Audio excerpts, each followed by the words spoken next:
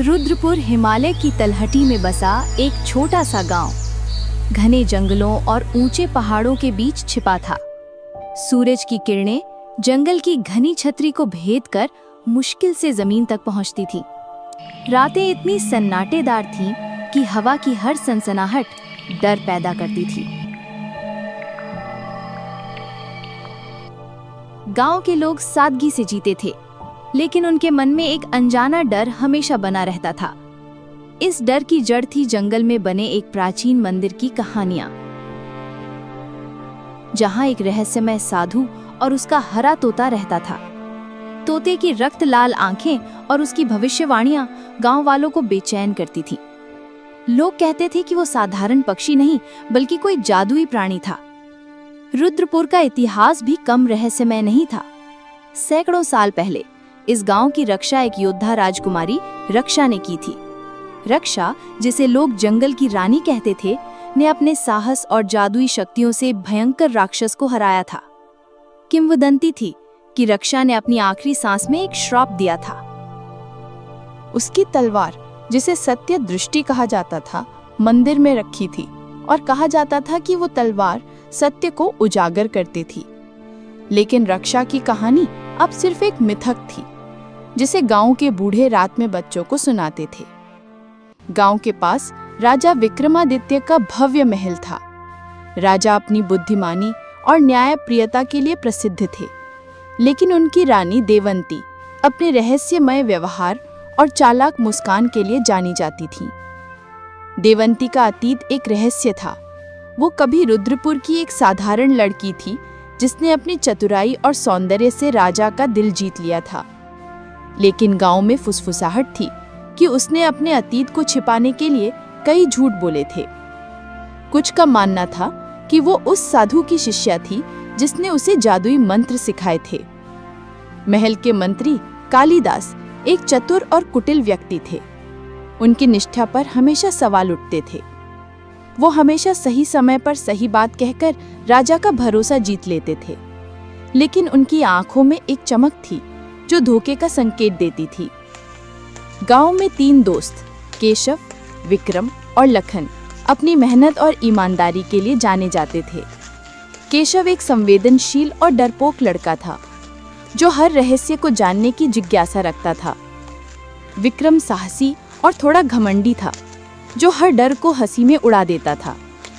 लखन गंभीर और समझदार था, जो हमेशा अपने दोस्तों को सही रास्ता दिखाने की कोशिश करता था।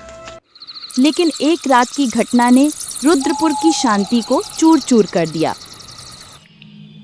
एक ठंडी अंधेरी रात थी। चांद बादलों में छिपा था और हवा में एक रहस्यमय सनसनाहट थी। केशव, विक्रम और लखन गांव के पुराने बरगद के पेड़ के नीचे बैठे थे। हवा में ठंडक थी और पेड़ की टहनियां हल्के हल्के हिल रही थीं, जैसे कोई फुसफुसा रहा हो। सुना है कि साधु का तोता भविष्य देख सकता है। अगर हम उससे मिलें तो शायद हमारी जिंदगी का रास्ता बदल जाए। अरे केशव, तू भी इन बूढ़ों की कहानियों पर यकीन करता है? साधु, तोता, राक्षस, ये सब बस कहानियां हैं। तू डरपोक है बस। नहीं विक्रम, मेरे दादाजी ने बताया था कि वो तोता कोई साधारण पक्षी नहीं है। उसकी आंखों में जादू है और वो सत्य बोलता है। लेकिन जंगल में जाने का मतलब है रक्षा के श्राप और राक्षस से मुलाकात। तभी जंगल की ओर से एक तीखी चीख गूंजी।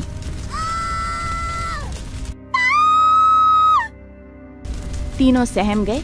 केशव का चेहरा सफेद पड़ गया और उसने अपनी बाहें सीने से लपेट ली। ये क्या था? शायद कोई जंगली जानवर। हमें डरने की जरूरत नहीं है। नहीं, ये कोई साधारण आवाज नहीं थी। देखो वहां।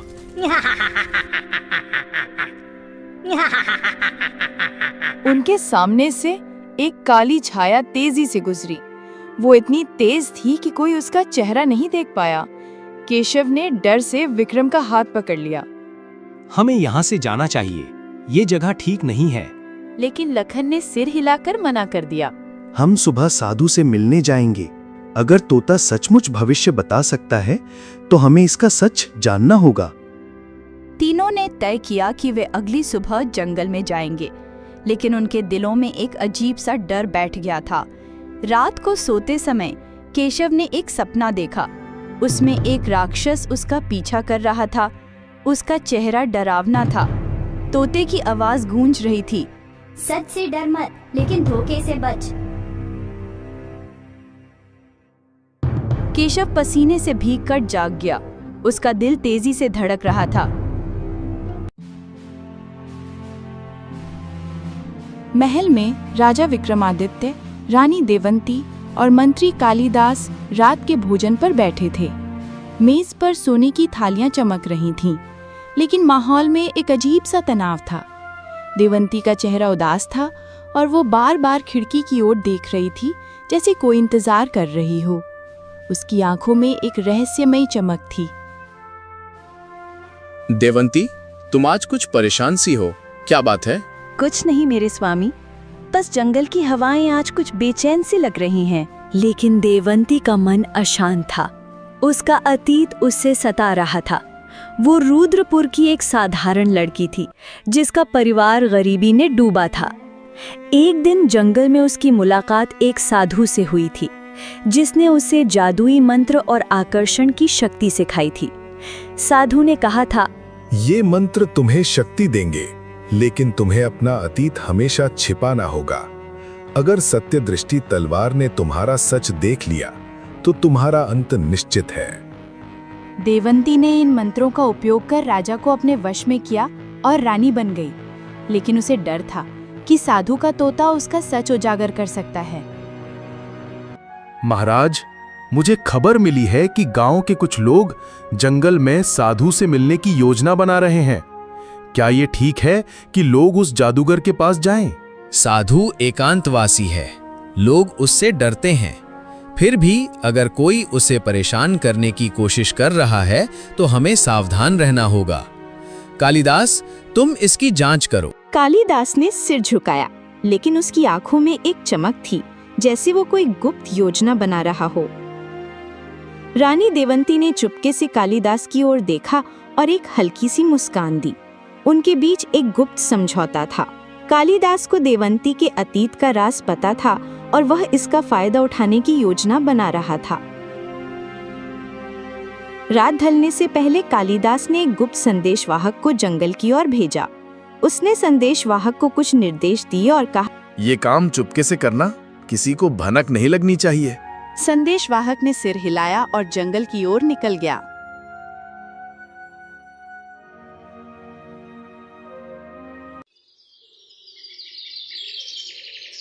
अगली सुबह केशव, विक्रम और लखन जंगल की ओर निकल पड़े।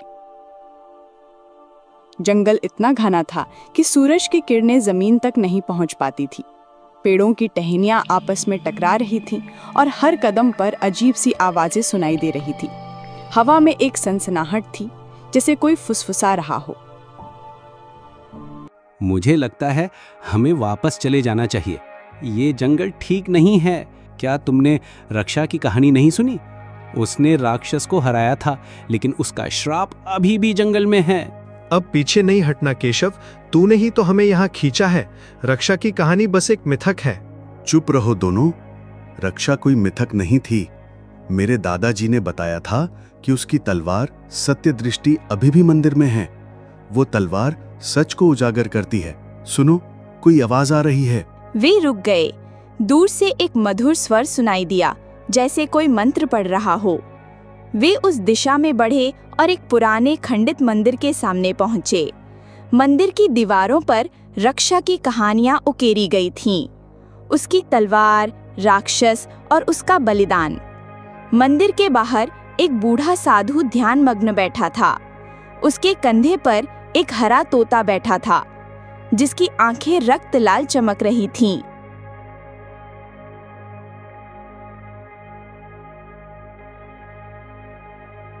कौन हो तुम?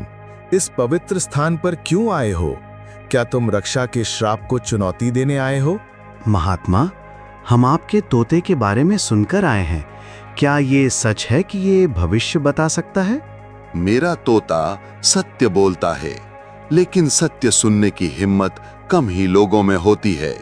रक्षा की तलवार इस मंदिर में है और वो हर झूठ को काट देती है। बोलो, तुम क्या जानना चाहते हो? हमें बताइए, हमारा भविष्य क्या है? तोते ने अचानक अपनी चोंच खोली और कहा, तीनों में से एक की मृत्यु आज रात हो जाएगी। तीनों स्तब्ध रह गए। साधु ने गहरी सांस ली और कहा, जाओ और अपने कर्मों का हिसाब करो। सत्य से भागना व्यर्थ है। रक्षा का श्राप अभी भी जीवित है। लेकिन जैसे ही वे जाने लगे, तोते ने फिर बोला, विश्वासघात तुम्हारे बीच है। केशव और विक्रम ने एक दूसरे की ओर संदेह भरी नजरों से देखा। लखन ने दोनों को शांत करने की कोशिश की, लेकिन उनके बीच तनाव बढ़ गया। जंगल से बाहर निकलते समय केशव ने देखा कि विक्रम के पास एक छोटा सा तावीज था, जो उसने पहले कभी नहीं देखा। विक्रम, ये ताबीज कहाँ से लिया तूने? ये मेरी माँ ने दिया था। लेकिन केशव को यकीन नहीं हुआ। उसने लखन की ओर देखा, जो चुपचाप चल रहा था। वापस गांव लौटते समय तीनों दोस्तों के बीच बहस छिड़ गई। ये तोता झूठ बोल रहा होगा, ऐसा कैसे हो सकता है? अगर कोई मरेगा तो वो तू होगा केशव। तूने ही तो हमें इस मुसीबत में डाला है। चुप रहो तुम दोनों। हमें एक दूसरे से लड़ने की बजाय इस रहस्य को सुलझाना होगा।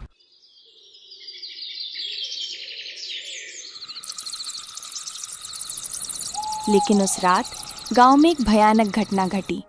सुबह जब लोग जागे तो लखन अपने घर के बाहर मृत पाया गया।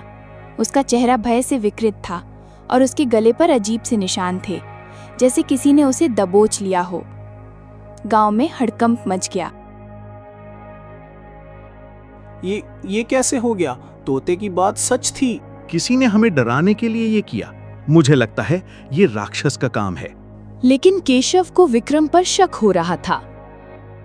तूने ही तो कहा था कि लखन मरेगा। तुझे कैसे पता था? तू मुझे इल्जाम लगा रहा है? तूने ही तो हमें जंगल जाने के लिए उकसाया था। दोनों के बीच तनाव बढ़ गया और गांव के लोग भी इस हत्या से डर गए। कुछ ने साधु को दोषी ठहराया तो कुछ ने रक्षा के श्राप और राक्षस की बात की। गांव में अफवाहें फैलने लगी कि साधु का तोता एक श्राप है। लखन की मृत्यु की खबर महल तक पहुंची। राजा विक्रमादित्य ने तुरंत जांच के आदेश दिए। कालिदास को इस मामले की जिम्मेदारी सौंपी गई। कालिदास, मुझे सच चाहिए। ये कोई साधारण हत्या नहीं है। गांव में डर फैल रहा है। महाराज, मुझे शक है कि ये साधु और उसके तोते की करतूत है। वो लोगों को भ्रमित कर रहा है। शायद महाराज, ये रक्षा के श्राप का काम है। जंगल में कुछ तो गड़बड़ है। देवंती का दिल तेजी से धड़क रहा था। उसे डर था कि साधु का तोता उसके अतीत का राज खोल देगा। उसने कालिदास को इशारा किया कि साधु को जल्द से जल्द फंसाया जाए। कालिदास ने गांव में जाकर केशव और विक्रम से पूछताछ की। दोनों ने साधु और तोते की बात बताई, लेकिन कालिदास ने उनकी बातों को अनसुना कर दिया। उसने राजा को सलाह दी कि साधु को गिरफ्तार कर लिया जाए।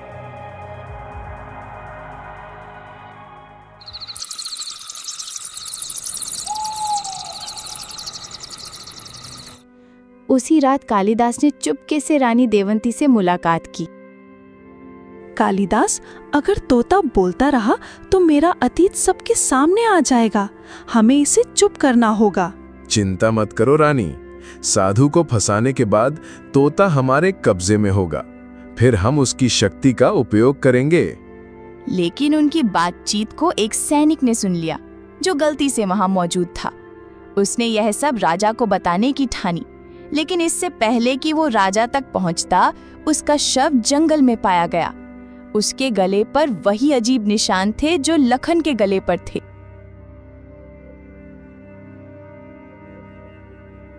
साधु को महल में लाया गया। उसका तोता अब भी उसके कंधे पर था। राजा ने साधु से सवाल किया, क्या तुमने लखन की हत्या की और अब एक सैनिक की मौत? बोलो, सच क्या है? महाराज, मैंने कोई हत्या नहीं की। मेरा तोता केवल सत्य बोलता है। उसने जो कहा वो हो गया, लेकिन सत्य का कारण मैं नहीं, बल्कि कोई और है। रक्षा की तलवार सत्य को देखती है। धोखा महल में है, धोखा जंगल में है, धोखा हर दिल में है। रानी देवंती ने तोते की ओर देखा और उसकी आंखों में डर की चमक थी। कालिदास ने जल्दी से कहा, ये तोता जादू टोना करता है, इसे मार देना चाहिए। लेकिन राजा ने तोते को मारने से मना कर दिया। उन्होंने साधु को कैद में डाल दिया और मामले की गहराई से जांच करने का आदेश दिया। उसी रात केशव और विक्रम ने फैसला किया कि वे जंगल में जाकर राक्षस की सच्चाई का पता लगाएंगे। वे चुपके से जंगल में घुसे। वहां उन्हें एक गुफा मिली जहां से अजीब सी आवाजें आ रही थीं। विक्रम, मुझे डर लग रहा है। अब पीछे नहीं हट सकते। लखन के लिए हमें सच जानना होगा।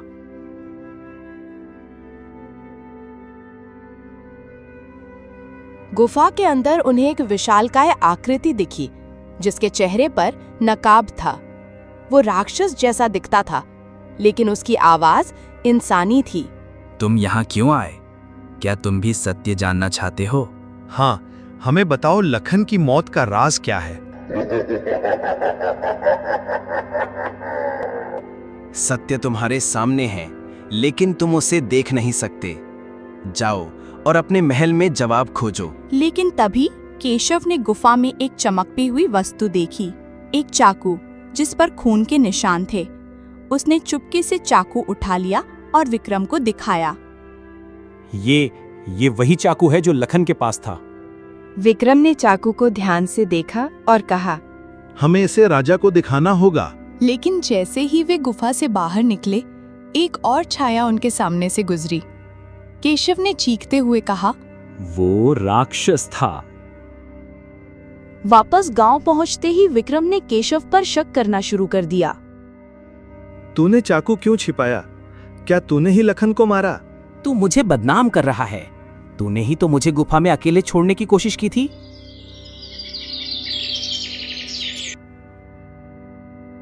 राजा ने सभी को दरबार में बुलाया। रानी देवंती, कालिदास, साधु, केशव, विक्रम और गांव के लोग। मंदिर से रक्षा की तलवार सत्य दृष्टि भी लाई गई थी। उसकी चमक से पूरा दरबार रोशन था। आज इस रहस्य का अंत होगा। साधु, तुम्हारा तोता क्या कहता है? सत्य की खोज में धोखा छिपा है। रानी का अतीत, मंत्री की चाल और राक्षस का नकाब सब एक हैं। रानी देवंती अचानक हंसने लगी। तुम सब मूर्ख हो। मैंने ही लखन को मरवाया। वो मेरे अतीत को जान गया था। मैं एक साधारण गांव की लड़की थी, लेकिन मैंने साधु की मदद से राजा को अपने वश में किया। लखन को ये पता चल गया था। देवंती, ये तुम क्या कह रही हो? मैंने कालिदास के साथ मिलकर एक योजना बनाई थी। हम साधु को बदनाम करना चाहते थे ताकि उसका तोता हमारे कब्जे में आ जाए। वो तोता भविष्य नहीं, बल्कि लोगों के दिलों के रहस्य बोलता है। महाराज, ये झूठ है। लेकिन तभी साधु ने अपनी जादुई शक्ति का उपयोग किया। उसने सत्य दृष्टि तलवार को हवा में उठाया और उसकी चमक ने कालिदास को घेर लिया। सत्य दृष्टि झूठ को बर्दाश्त नहीं करती। बोल कालिदास। तूने ही राक्षस का नकाब पहना था। तूने ही लखन को मारा। कालिदास ने भागने की कोशिश की, लेकिन सैनिकों ने उसे पकड़ लिया। रानी देवंती ने भी अपनी गलती कबूल कर ली। लेकिन तभी एक और रहस्य सामने आया। केशव ने चिल्लाकर कहा, महाराज, विक्रम पर भी शक है। उसने मुझे गुफा में अकेले छोड़ने की कोशिश की थी। केशव, तू मुझे बदनाम कर रहा है। लेकिन तोते ने फिर बोला, सत्य में एक और परत है। गांव का एक बेटा अपने दोस्त का दुश्मन है।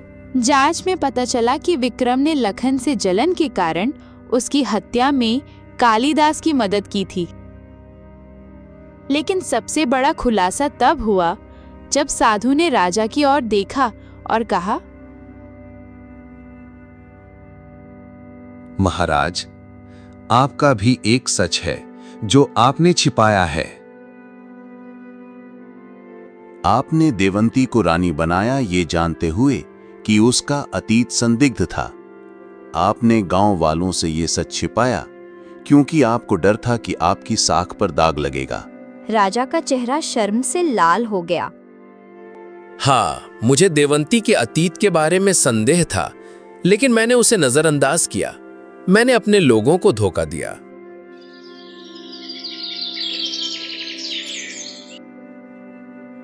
राजा ने गांव वालों को दरबार में बुलाया। रानी देवंती, कालिदास और राजा ने एक साथ माफी मांगी। मेरे प्रिय प्रजा, मैंने आपका भरोसा तोड़ा। मैंने देवंती के अतीत को नजरअंदाज किया, जिसके कारण ये सब हुआ। मैं आप सबसे माफी मांगता हूँ। मैंने अपनी महत्वाकांक्षा के लिए गांव को खतरे में डाला। मुझे माफ कर दो। मैंने अपने स्वार्थ के लिए धोखा दिया। मुझे सजा दो, लेकिन गांव को माफ कर दो। गांव वालों ने राजा, रानी और कालिदास की सच्चाई को देखकर उन्हें माफ कर दिया, लेकिन उनके दिलों में एक सवाल अभी भी था। राक्षस कौन था? रानी देवंती और कालिदास को सजा दी गई। विक्रम को भी उसके अपराध की सजा मिली। साधु को सम्मान के साथ जंगल में वापस भेज दिया गया। उसका तोता अब भी उसके कंधे पर था और उसकी आंखें अभी रहस्यमय थी। रुद्रपुर में शांति लौट आई, लेकिन राक्षस की कहानी अभी भी गांव में गूंजती थी। कुछ लोग कहते थे कि राक्षस कालिदास था, लेकिन कुछ का मानना था कि रक्षा का शाप अभी भी जंगल में जीवित है। एक रात केशव ने फिर से वही सपना देखा। राक्षस उसका पीछा कर रहा था और तोता कह रहा था, सच अभी बाकी है।